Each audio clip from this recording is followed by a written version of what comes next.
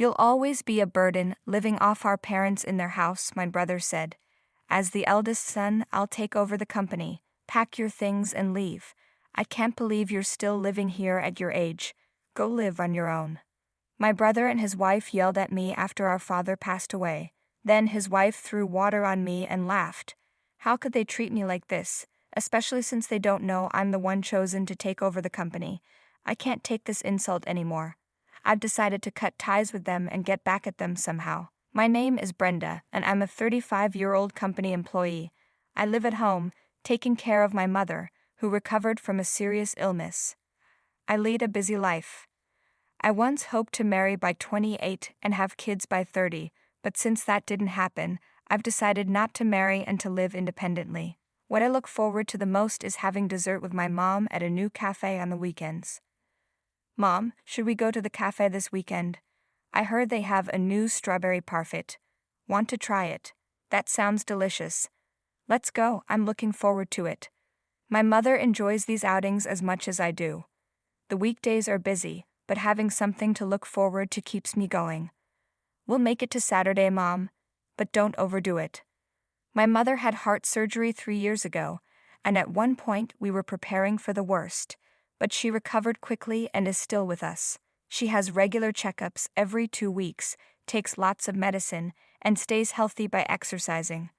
Brenda, thank you so much. Because of you, I've been able to stay healthy. I thought it was the end, but I'm glad I fought through the treatment. My mom usually has to watch her diet, but once a month her doctor lets her eat whatever she wants. She looks forward to these outings with me. It might seem odd for a 35-year-old to enjoy going out with her mom, but it's a special time for me. My dad doesn't talk much, but he always enjoys listening to our conversations. The talks between you and Brenda are like a comedy sketch. It's fun to listen to, he says. We're just having some bro talk. Why would that be a comedy? I reply. My father runs a company and works hard, so he comes home tired every day. His routine is to relax on the sofa, watch TV, and have a beer with a snack. He used to handle everything at work by himself, but now he delegates some tasks to others, so it's less physically demanding. I'm proud of how hard he works for our family.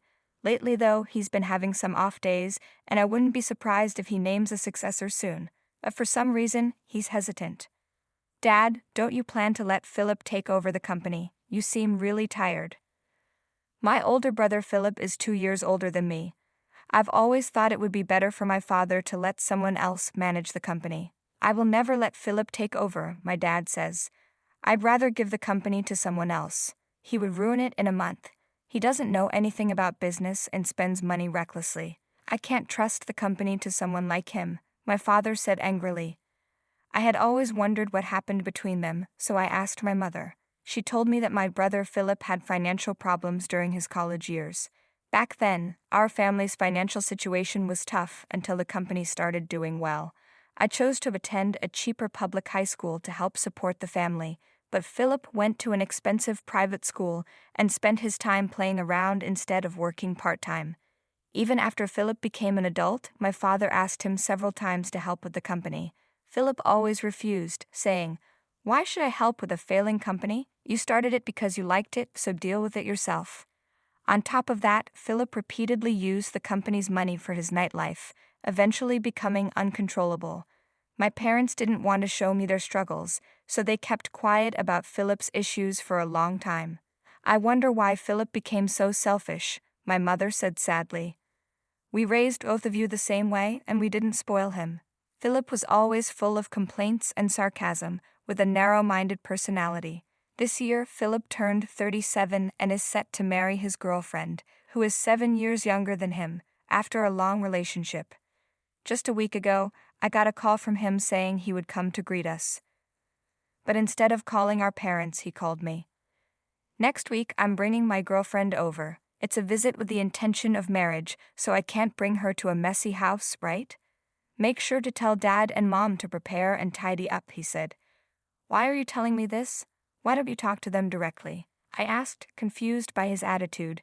Philip's way of speaking was as unpleasant as ever.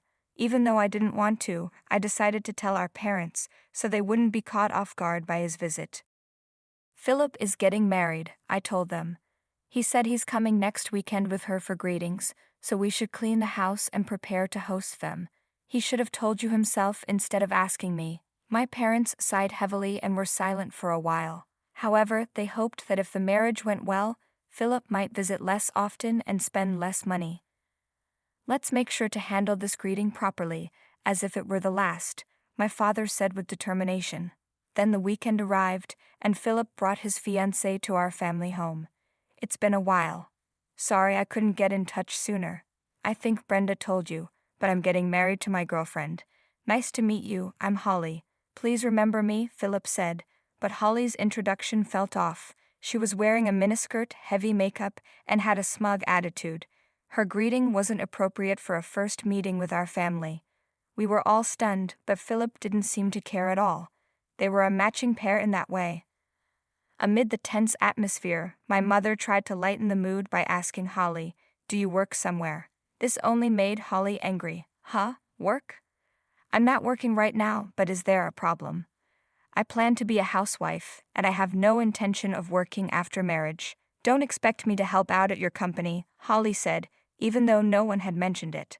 Her words angered my parents and me, but we decided to keep our cool and not stoop to their level. After they left, we talked about how we felt.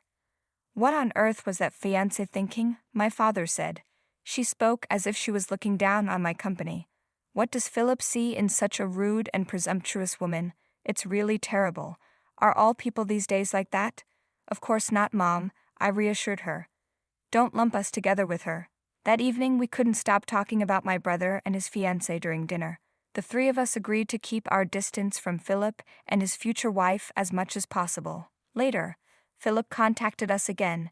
He said everything was going smoothly with the marriage, but they planned to register it first and decide on the wedding ceremony later. "Make sure to tell Dad and Mom to prepare a wedding gift early," he told me. "You're a working adult, so I'm counting on you." To avoid any complaints, I wrapped up a larger than usual amount of money as a gift and handed it directly to Philip. Later, I received a thank you call from Holly, but I could tell she was eating during the conversation. "Thank you for the gift. I thought your father's company was about to go out of business, so I'm lucky to have received this money," she said. "What? What do you mean by going out of business?" I replied, shocked. My father's company had about 30 employees and was doing fine, but Holly just laughed mockingly. Upset by her disrespectful comments, I quickly ended the call. A month later, something unexpected happened. I had taken a day off to take my mother to the hospital, but that morning, our rarely used home phone rang. We were even thinking of canceling the landline, so the sudden ring startled me. "Hello," I answered. It was an employee from my father's company, and their voice was trembling. "Something terrible has happened," they said. The president suddenly clutched his chest and collapsed. "We've called an ambulance, and he's being taken to the hospital now. Could the family please head there?" My mother, who was getting ready for her checkup, saw me pale with the phone in my hand and immediately understood something was wrong. "Brenda, what happened? Is everything okay?" "Dad collapsed and has been taken to the hospital by ambulance. We need to hurry, Mom." We decided to take a taxi to the hospital. On the way, we were overwhelmed with anxiety but kept praying for my father's safety. When we arrived at the hospital and rushed to the reception, we gave my father's name and were immediately directed to the emergency department. A stern-faced nurse soon arrived and said, "Please come this way." She led us to a hospital room. With trembling hands, I opened the door and saw my father lying there. He had already passed away. My mother and I stood in stunned silence as the doctor explained what had happened.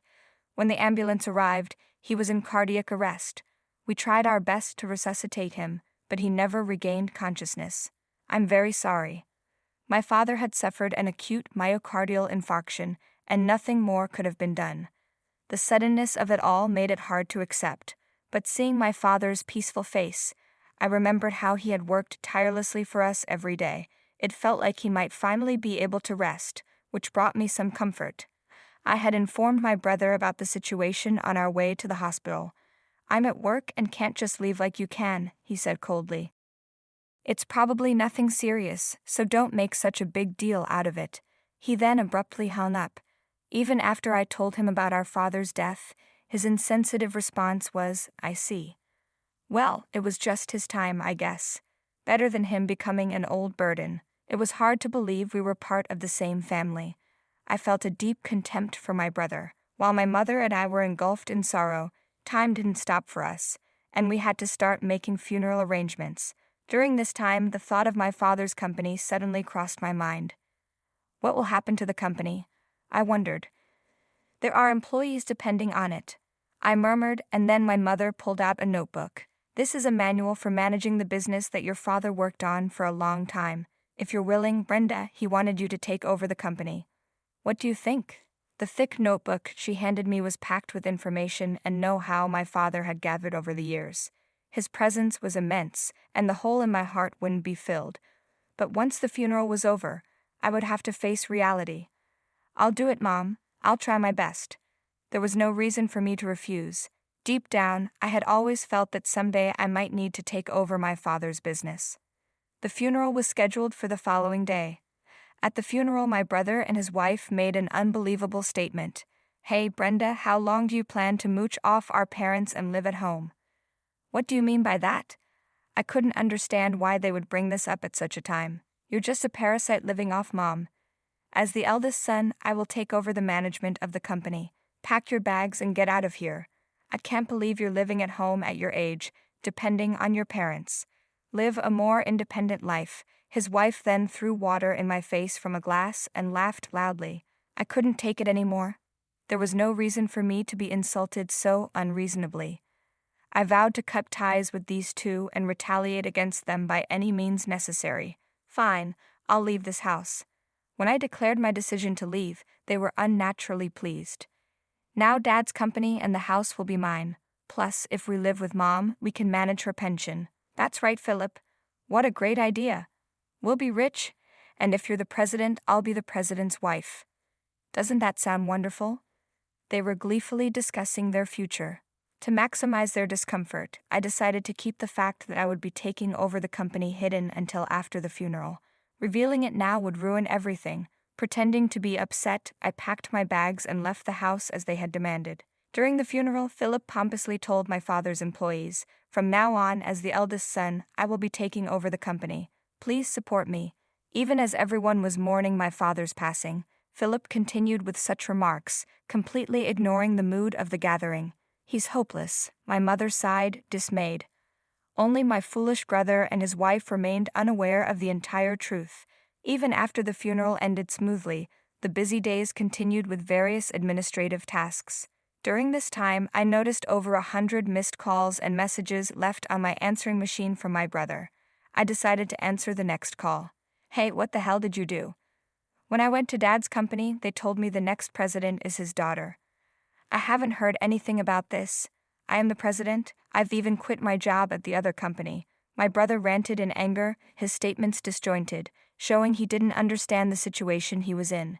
He had excitedly gone to the company to introduce himself as the new president, only to be coldly received and ignored by all employees. How could Dad leave his precious company to someone like you who only thinks about himself? And I heard you and your wife are deep in gambling debts.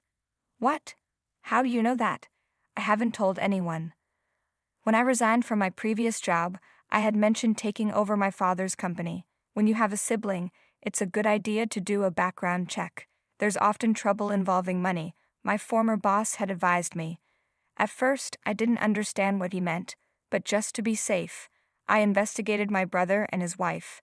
The fact that they were swamped in gambling debts came to light. I had you and your wife investigated. How were you planning to repay those mounting debts? Were you planning to use the money Dad left behind? Was that why you wanted to kick me out and move back home? It's shockingly short-sighted. Why? How could this? It turned out that the debts, including those of his wife, had piled up to the point of no return, but I would never allow them to count on Dad's estate. Anyway, it's already decided that I will take over Dad's company. That was his last wish. The lawyer will soon confirm the will, but I don't think there will be a single penny left for you guys. What? That's a lie. Through the phone, I could sense my brother's panic, and I silently celebrated in my heart. Then the call was passed to my sister-in-law, who lashed out at me in anger. "Listen here, your brother is suffering, so as his sister, you should help him. You have no heart. You're the worst." I could have retorted in kind, but it would have been a waste of time, so I chose to ignore her.